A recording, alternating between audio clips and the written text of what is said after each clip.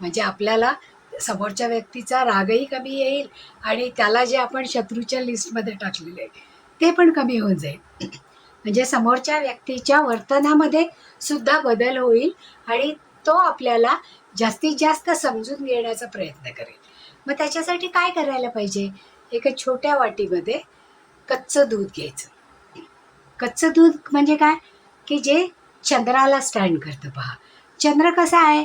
शांत आहे आणि विचारी आहे आणि सगळ्या गोष्टी शांतपणे थंडपणे करणार आहे पहा.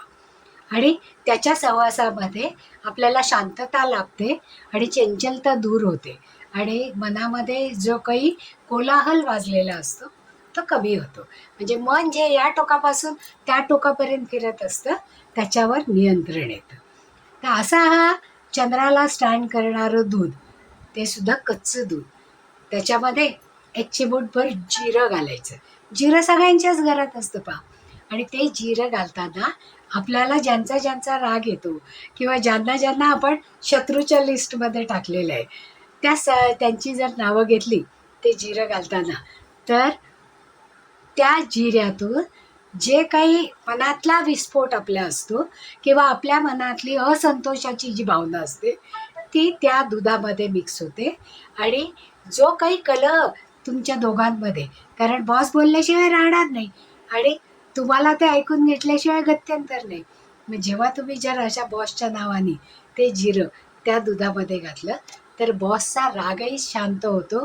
तुमच्याशी बोलताना त्याची मनाची अवस्था ही थंड राहते आणि मग तुम्हाला त्यांच्या बोलण्याचा त्रास होत नाही. कधी कधी घरातले लोकही असतात पहा मोठे, जे सतत सल्ला देतात की तू हे कर ते कर, ते करू नको. आणि मग आपल्याला असं वाटतं की आपण काही लहान आहोत का, इतका सल्ला सारखे सारखे देतात. आपल्याला हे साध्या साध्या गोष्टी सहज कळू शकतात. म्हणून मग अशा वेळेस जर आपण त्यांचं नाव घेऊन हे जिरं त्यामध्ये घातलं दुधामध्ये, तर ही जी मनाची दोलायमान अवस्था किंवा रागाचा जो पारा चढलेला असतो तो खाली येतो आणि म्हणजे शत्रूच्या विचारांवर नियंत्रण होतं. ॲक्च्युअली आपल्या मनामध्ये बदल होतो, कारण शत्रूमध्ये बदल होत नाही, पण आपल्या मनामध्ये बदल होतो. म्हणजे जी गोष्ट आपल्या मनाला सतत टोचत राहील किंवा लागत राहील ती कमी प्रमाणात लागते. म्हणून हा एक अतिशय रामबाण उपाय आहे की ज्याच्यामुळे आपल्या समोरच्या व्यक्तीचं आपल्याबद्दल मतपरिवर्तन होतं आणि आपल्याला त्याचं बोलणं सुसह्य होतं. धन्यवाद.